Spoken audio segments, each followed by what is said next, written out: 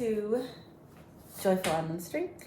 I'm Augusta, and I thought I would do just a quick video, just kind of updating your life on pregnancy and kind of working through that and things that I have learned thus far and that have kind of helped get through this process a little bit, and especially this last week, and also just, life in the kitchen here a little bit today. I've already been able to get a lot done. I'm so very thankful. The Lord has provided a little bit more strength the last couple of days, and also some help. I had a friend come over the day before yesterday, and she helped me get caught up on some things I've been wanting to do in the kitchen, and also just produce in the garden and keeping up with, preserving all of that. So I was very thankful for that. And that kind of boosted my,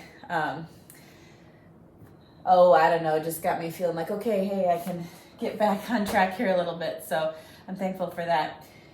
And I'm going to, right now I need to make some sauerkraut because we've just finished the last batch that I made. Nathan finished that and he really liked it, and we like it. I know you can have it fermented at different times, depending on how strong maybe you like it. For us, I had it fermented for quite a while because, things just kind of got away from me. But he liked it. It was long, so it had to have been at least 4 or 5 weeks, honestly, and he liked how strong it was. So at least 3 weeks is kind of how we like it. So knowing if I start it now, we're still not going to have it for another 3 weeks. So I want to get started on that. And just while I'm doing stuff, I thought just have a, conversation. Although I need to find the cabbage. Okay, so I'm going to take these outer leaves off just because, well, for multiple reasons. One, they're got most of the grody-ness on them that I don't necessarily want in my sauerkraut, and you need them to help keep the cabbage below the brine. Is that what you call that? I think, yeah. The brine that you make. I think just this one cabbage, at least last time, I was able to fit it in just this quart jar, but we'll see how that goes. We will see.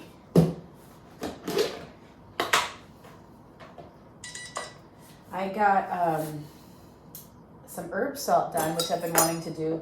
I have a lot of herb in the garden right now, at least some herbs, I should say. My basil did really well this year, which I was very thankful for because I did not get a great yield last year. So I harvested a bunch of that, and I made we made some marinade for chicken, and then also excuse me. Also, made some basil salt. So I'm excited to use that. I saw people do that. I'm like, that is such a good way to use, extra herbs that you have. Of course, I had to hydrate herbs as well to keep over for the year and winter. But I was like, well, let's try this. I'm curious to see. I realize it's going to be something I'm probably going to have to get used to using, and even honestly remembering that I have, so that I actually do use it. But excited to try that. Now you can use the food processor to do this. I'm only doing 1 head of cabbage, so for me it's just not worth getting a food processor out for it. If I was doing multiple cabbages, by all means, I'd probably be using the food processor. But in all honesty, there's something about chopping vegetables that I find very relaxing and I actually really enjoy. So if I have the time, I might even, if I had multiple cabbages, I might still chop them by hand.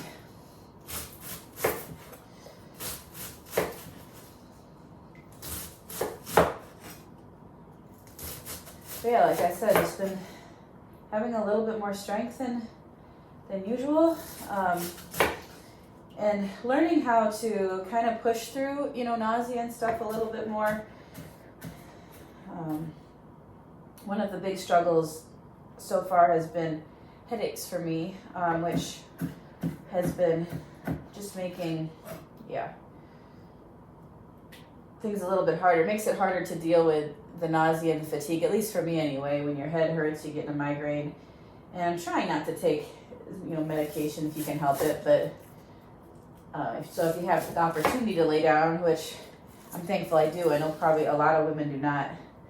When I'm really not feeling good, I will do that instead. But I think maybe part of it could have been that I wasn't getting enough water, and it's been hard to drink as much water as I should. I don't know. It's always a struggle, but especially when you're feeling kind of sick, that goes. Anyway, so I've been trying to be better about pushing water, and I think that has maybe been helping a little bit. It could just be that I'm closing in on the end of this first trimester too, and maybe things are might be lightening up a little bit. That would be, I don't know. I have nothing to gauge it against, this being our first pregnancy. So I guess we'll just kind of see. Taking it day by day. Just whatever the reason is that I've been being able to have a little bit more strength. I'm just taking it as a blessing from the Lord and trying to use it as I can without overdoing it at the same time.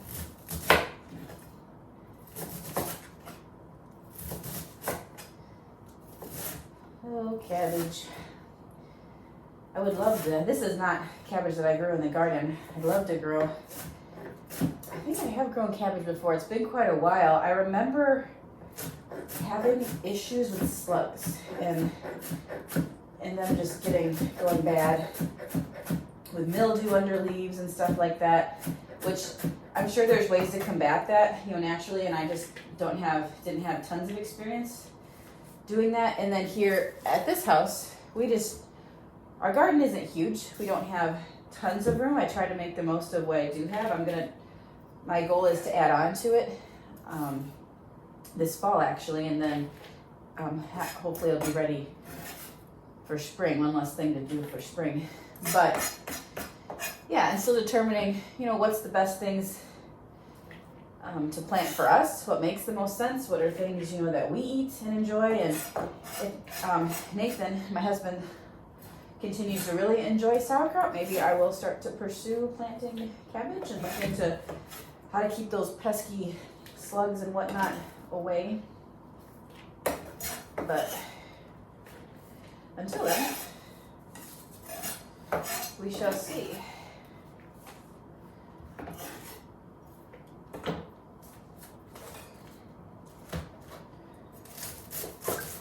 There's so many YouTube, vlogs or channels that I enjoy watching, and for me, I have found that helping me to motivate myself a little bit.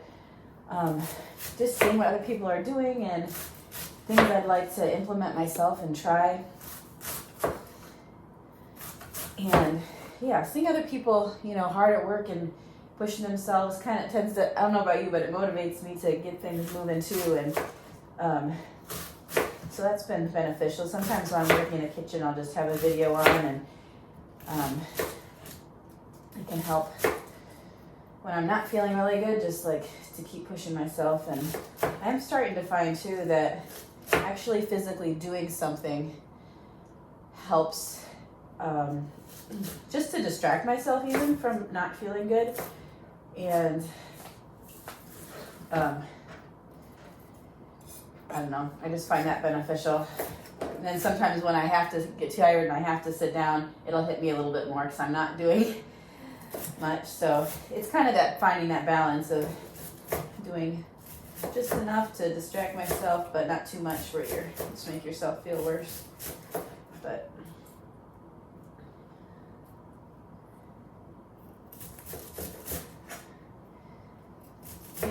I'm finding, even if it's regardless of pregnancy or not, if you're having just a really bad, tired day or whatever, even if you feel like you're moving like a slug, you're still moving, and stuff is still getting done. And I find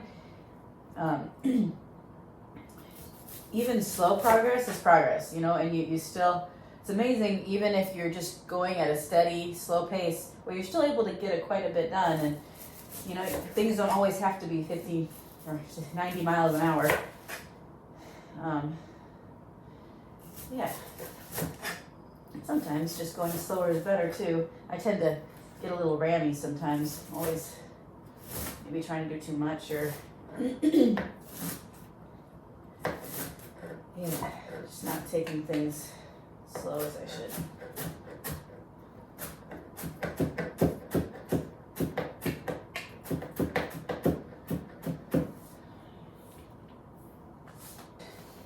My niece just turned 1, and my mother-in-law baked a cake, like a little smash cake for her. So she's bringing it over soon, and then my sister-in-law's coming over, and we're going to decorate it. So that'll be fun. Looking forward to that. The party is tomorrow.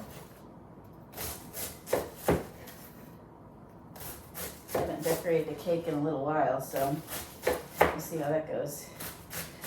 I think I'm going to do, I was talking to my sister, who is an amazing baker. Actually, both my sisters are amazing chefs. And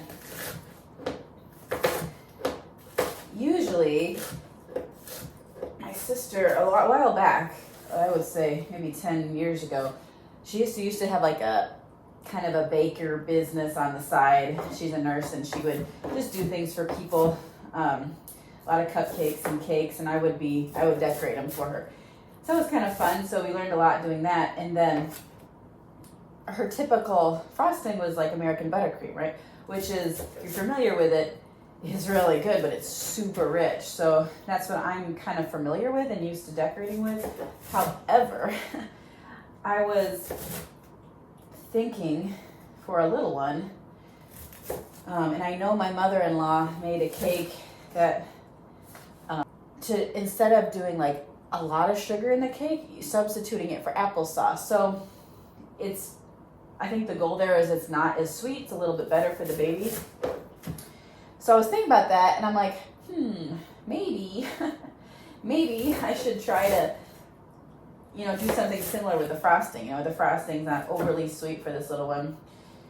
So I didn't do a lot of research on it, maybe I should have, but instead I talked to my sister and I asked her, so I'm going to attempt to make a Swiss meringue buttercream, which is a little bit more tricky because instead of just whipping everything together, you whip the egg whites, and this will be the first time I made it, and then you have the sugar in there, and you actually have to put it in your bowl kind of over a double boiler so that the sugar dissolves completely.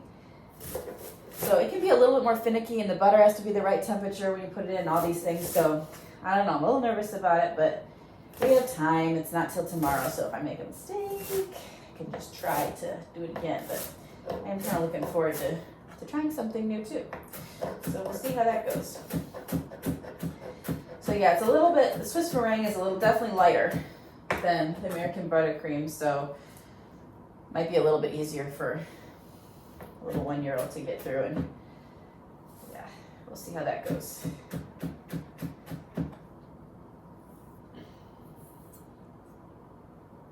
And then tomorrow, before the party's not till the evening, so I'm going to try to make and can homemade relish, which I'm super excited about. My pickling cucumbers did well for a while, and then the plant just died. I think I mentioned it in a previous video, so I'm not sure what went on with there. I need to look into that a little bit and see why that would have been. Who knows? But anyway, so I canned some pickles, but then they died before I was able to get enough to make relish. So, but thankfully my mother-in-law had a bunch of cucumbers from her garden that she gave me. So I'm going to be able to make some homemade relish tomorrow, which again is a new thing. Never have done that before, and then can it. But I'm always excited to try new recipes, especially when it comes to preserving things from the garden. And right now, especially this year, since we have a bigger garden, just trying trying different things and seeing what we use the most, and then kind of gauging that for next year. Okay, so how much of this do I need for next year to can? How much did we use? How much did we even enjoy it? You know, if we didn't even use it, I probably won't bother next year. But yeah, kind of learning what we like and what I like to cook with, you know, and use the most. So that's kind of all part of it. This is not only, I mean, it's new for Nathan and I, obviously. This is our, only been married for about 1.5 years, so still kind of learning what we like and, you know, what we like to cook and use and all that. So it's kind of fun and exciting too, you know. I like trying different things. And for my birthday, a couple weeks ago, he made me a new canning shelf, which I'm so excited about, and I will do a video and show you guys when it's done. And he made it out of like just wood and pipe. Have you seen it? It's kind of a industrial looking shelf, if you will. So he made that, and I'm going to paint it. My mom's going to come over Tuesday and help me. And we're going to hopefully get that ready then, and I can reorganize my jars and stuff, because I've got overflow. My current canning shelf is just not quite big enough. So yeah, I'm excited about that. And then I will do a video on as I organize it and show you guys what I've canned so far this year. Some that are carryover, I think, from last year, but for the most part, it's all this year. Now, for the recipe that I followed, it's 2 tablespoons of salt per 3 heads of cabbage. So I've got to do a little bit of math. I figured it out last time because I only did 1 head of cabbage last time I made sauerkraut. And yeah, I figured it out, but now I've got to re-figure it out. And right now, with the way my brain has been, I don't trust me doing any sort of math in my head right now. So I'm going to get my calculator out and figure that out.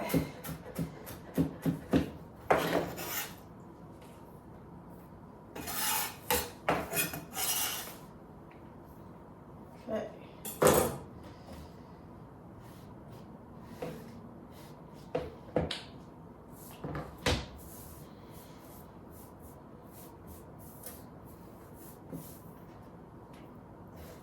Cabbage mess. Okay, so calculator. How to use my phone. Okay, so let's see here. Okay, it's a little over half a tablespoon. So I'm just gonna eyeball it. Okay, and I know you're not supposed to use iodized salt for this, which I don't use anyway. I always keep, I keep kosher salt around. That's all I use, flake salt.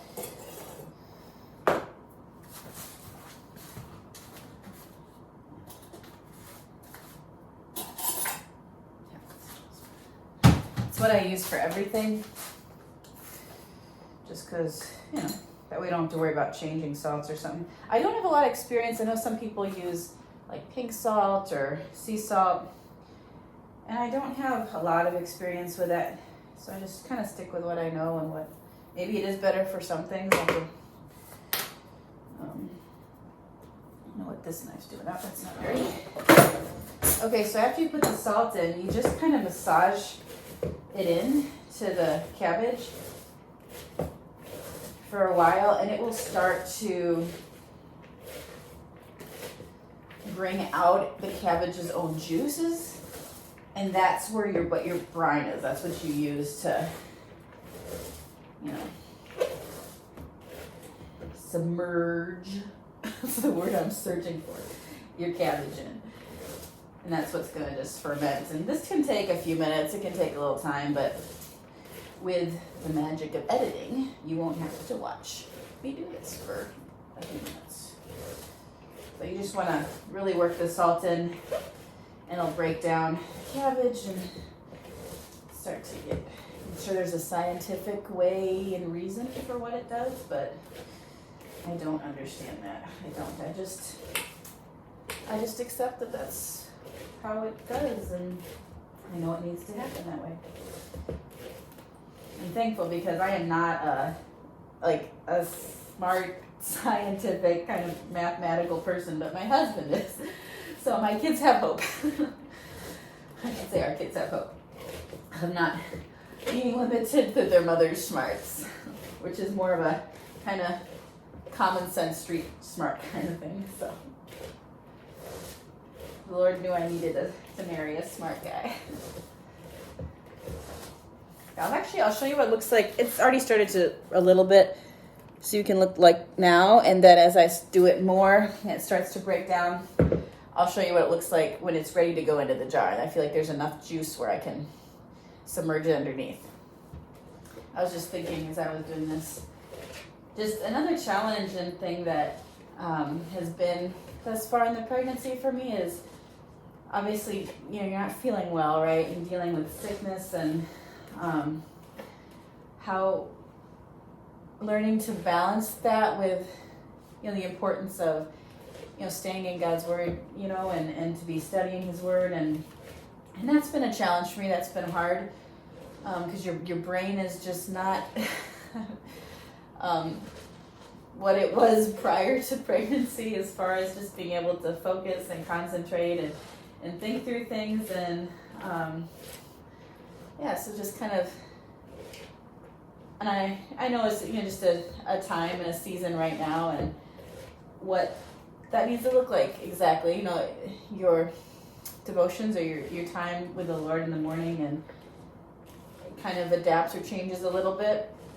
You may be finding for myself anyways, finding more time in prayer than actually studying his word.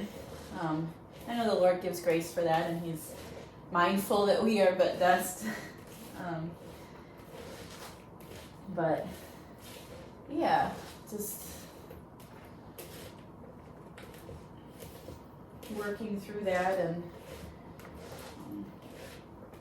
trying to stay faithful and consistent. And I have not been. I've struggled with that for sure. When you're not feeling good and you're sick, the last thing you want to do is just sit down and try to focus your mind. And honestly, I don't even know if it's possible at some points to do that. But again, just trusting the Lord, and other things that I've started to do that have helped are just even listening to sermons or listening to devotionals, taking that time to, use other resources that, the Lord has provided through his people, and to continue to feed yourself spiritually in that way. So, it's not always going to look the same, and trusting the Lord for that, but trying to remain faithful to his word, and despite the struggles, the mind struggles and sickness struggles that go on. And I don't know, it's just all things that have been going through my mind right now.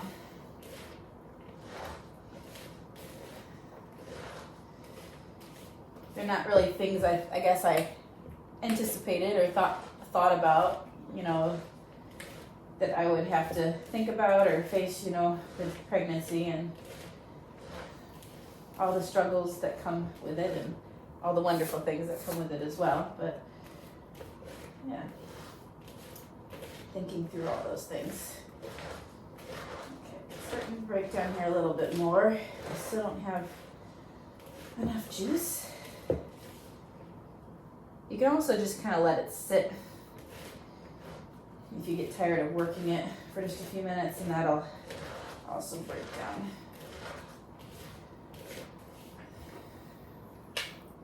But yeah, I'd also love to hear just what some of you have done, as far as things that helped you stay in God's word when you're not feeling well, things that have, yeah.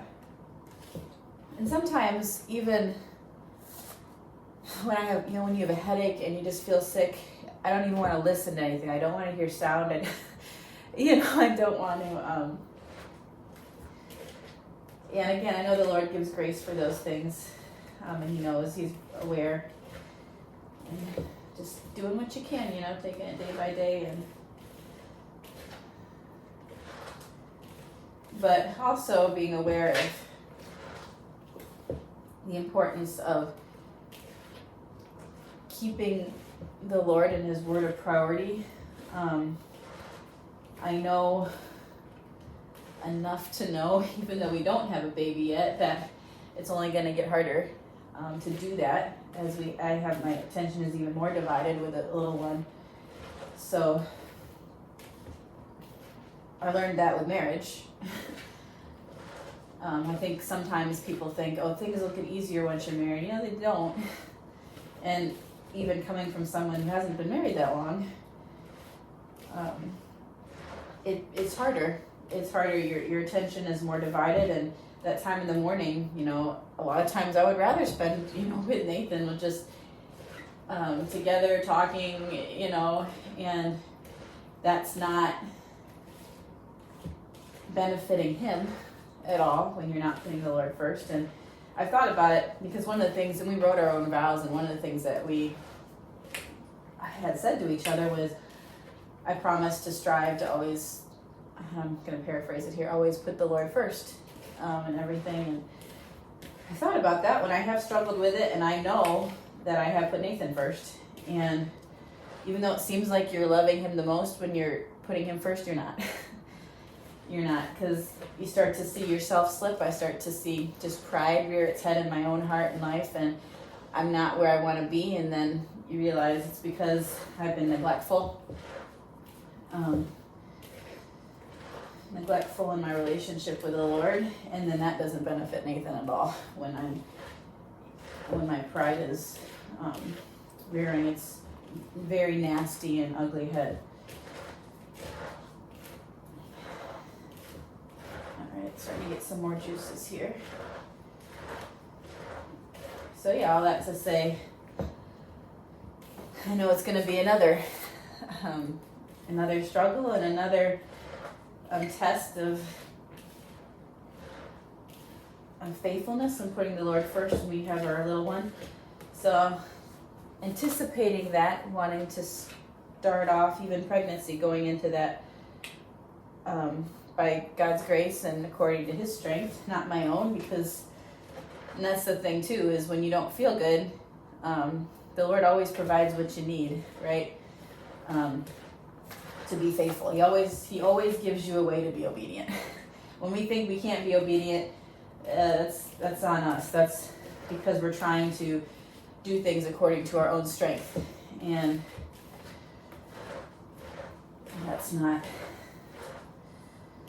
that always ends up failing. Maybe it's okay for a while, but we usually hit pretty hard. At least that's been my experience, and yeah. So just trusting for the Lord for the strength to give us when we need it.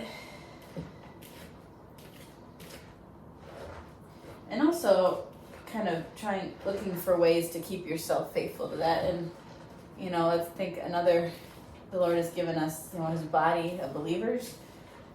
And when I get to a point where I haven't maybe been spending much time in God's Word as I should have throughout the week, we have, our Bible studies that we're in and involved in, and obviously Sunday, and it's such a good reminder, and it's a good, I don't know if check is the right word, but to bring your mind and your heart back to where it needs to be, and encouragement, refreshment, maybe, to help to pursue those things again when you get, down throughout the week. So it's just a reason why, one of the many reasons why God's Word and His people and His church are so important, and being faithful, to assemble together is important, especially when you don't feel good. And that's something I found too, is I can feel pretty poopy sometimes, and Nathan's been good about helping me get out of the house when I don't feel good. There's something about being with people, whether it's been, especially in a, in a church environment, but even when it's not even just going with family and doing something, it helps to get you out of yourself. At least I'm finding this, maybe it's something I just really struggle with, is just maybe just really being too much into myself. So it helps to take me out of that, so I'm not thinking about, feeling sick. I'm not thinking about my own personal struggles. It gets me out of that, and you do start to feel better. I mean, sometimes you just don't, and that's fine, that's life. But a lot of times I've found, maybe 9 times out of 10 for me, that has really helped me to feel better when I'm with somebody, when I have someone here helping me, that I can kind of converse with, and yeah, just getting me out of myself.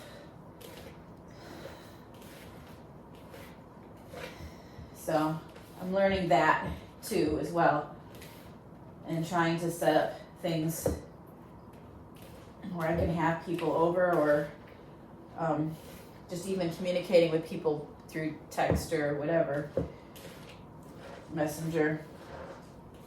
Even with you guys, honestly, just even doing these videos, and I realize I'm probably rambling right now and talking about things, but it's beneficial for me just to even stand here and talk to my iPad. It's better than talking to my cats. That might make me a little nuts. But yeah, conversing with, in general, is just, it helps me just as I'm thinking and doing something, not just to sit here and think about myself and just how I'm not feeling very good. So yeah, that's been a good outlet for me as well, just to have these videos. So thank you for listening to my ramblings. All right, we are really starting to get some good juices going. Maybe not quite, it's a little bit longer, I think. And what we'll do is, I learned this from, if you guys are familiar with Farmhouse on Boone, she's relatively popular, I think, especially amongst people who enjoy, homesteading and sourdough. She's big into sourdough, and I enjoy watching her videos and blog posts and whatnot. What was I gonna say? Oh, there we go. Yeah, if you don't, a lot of times with sauerkraut, you can buy a sourdough kit, or sauerkraut kit that has, the jar, and then it has a weight that fits your jar perfectly that you use to put on top of your sauerkraut to keep it below the brine. So you put all of this in the jar, you put the outside cabbage leaves over that, just another barrier to help push it, and then you put a weight on top. And anything that is above that liquid will potentially probably start to mold, especially the longer that you keep it out. So, as long as it's pushed below, it should be okay. So, all that to say, one thing I learned from her is she doesn't have an actual quote unquote sauerkraut weight or whatever. What she uses is a rock, and she puts it in a bag and just puts that in there. I'm like, I love that. I love, just being innovative with how you do things and just using what you have. So I really enjoy that, instead of having like the exact tool for the job. I like just using what you have on hand. So I really thought that was clever. And so I went down to the basement. And when I was younger, I used to actually have a rock collection. So I still had a few saved. So I went down and I found one that fit perfectly in this wide mouth jar. So that's what I used last time, and that's what I'm going to use today. Okay, we're getting there as I'm kind of pushing the cabbage down in the bowl to see how much brine comes. I think we're getting, I think it's pretty good. All right, I'm gonna start to put it in the jar. And this is where it gets messy. Hopefully this jar is big enough. If not, I have a half-gallon jar. And I might have to use a half-gallon. push it down with my, This must be a bigger cabbage than I cut up last time.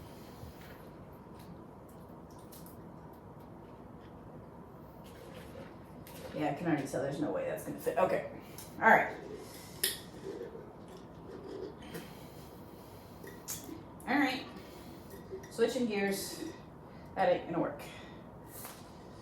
Gonna go get a bigger jar. Clean. It was sitting there without being covered in my shelf, so it might be a little dusty in there. Maybe I should just take a quick towel and wipe the bottom. Just get some if there's any dust in there. All right, let's try that again. Woo. Gracious sakes, making a mess.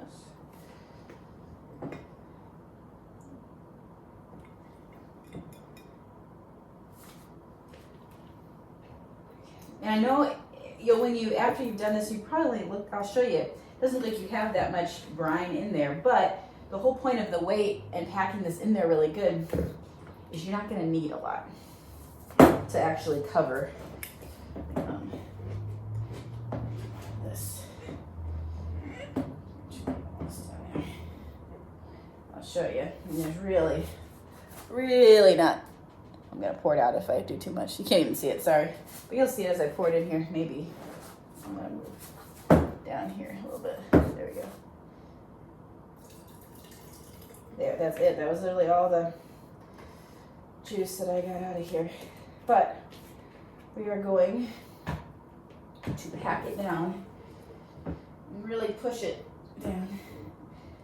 And the brine will be on top. Try to get, like, there's going to be obviously pieces up here. Do your best to try to just push all those down. Again, if there's anything above that watermark, it could potentially mold. So maybe I should have squished it a little bit longer. I don't have tons of, but the longer it sits, the more it's going to get juicy. Okay, now this is where you saved these cabbage, the two outside cabbage leaves. Push those down. That's gonna help keep the shredded cabbage, keep a nice barrier to keep those below the level. Then you can give it a good push. And that'll be very helpful. Okay.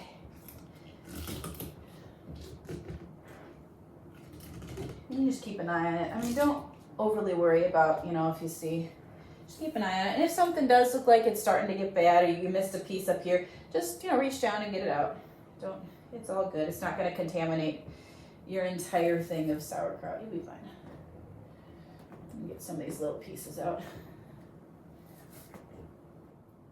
Okay, now this is when you want to put your weight down. So I need to wash my hands quick.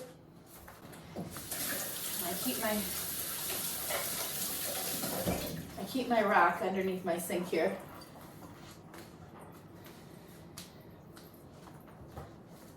I'm going to put it in a bag. It's a little sandwich bag. Here's my rock. It's kind of a cool rock. Yeah. Actually has like some little sparkle to it. I don't know where I found this rock. Sometimes I think I got it from my mom. My mom loves rocks. She loves, wherever she goes, she travels to a different state or somewhere new, she'll bring a rock home. So yeah, I think I probably got that love of rocks from her. So there you go. Keep any rock dirt out of my sauerkraut. All right, and that'll fit in there. You can see how that kind of pushes. I'll bring it close. See the brine there? So I've got those leaves in there, the outside leaves that are creating a barrier, and then I've got the rock on top. And it's pushing all of the kraut underneath the brine. And And then if you get a sauerkraut kit, which I do not have, I think some of them, at least the ones that I have seen, they come with even a special lid that has a, I don't know if you call it like a degassing, but it lets gas out, because fermentation, if you're familiar with it, it's like it builds, and if you have this like screwed on really tight, it can go poof and then make a mess all over your kitchen. So they kind of just naturally degas with these lids that you can buy, which are cool, and hey, I say go for it if you want to. Or I just put a lid on. I'm still getting some pieces that I had. A lid that I had already. Let me grab one. I really like these. I got these recently. They're ball, just plastic canning lids for, for anything you're using other than canning, using it for canning. I really like these. I don't know why I never got these before. So you can either screw it on all the way. If you do, you just need to be aware, and maybe every day or so check on it and just, loosen it up to let some of those gases out. Or just put it on kind of loose, and it'll be fine. Another thing, and this is a big enough jar where I'm not too worried about it. Might just keep an eye on it. If you have this tighter in a smaller jar like I did last time, I put a bowl underneath it because it is going to start to maybe even release some of those juices, and then they're going to go down your jar and make a bit of a mess. But I've got enough space here. I'm not too worried about it. Okay, and that is it. As far as how long to leave it out, from what I've read, it's just a matter of taste. There's really no right or wrong. Some people, I think someone said some people just like a few days, and hey, if that's what you like, that's what you like. They feel it's sour enough after that for them. Like I said, my husband and I had it out for, it might have been at least 5 weeks, and he loved it. So I like that tart, that really briny. So I'll have it out for at least 3 weeks. But just taste it and see, it's not going to hurt you no matter what point in the process you're eating it.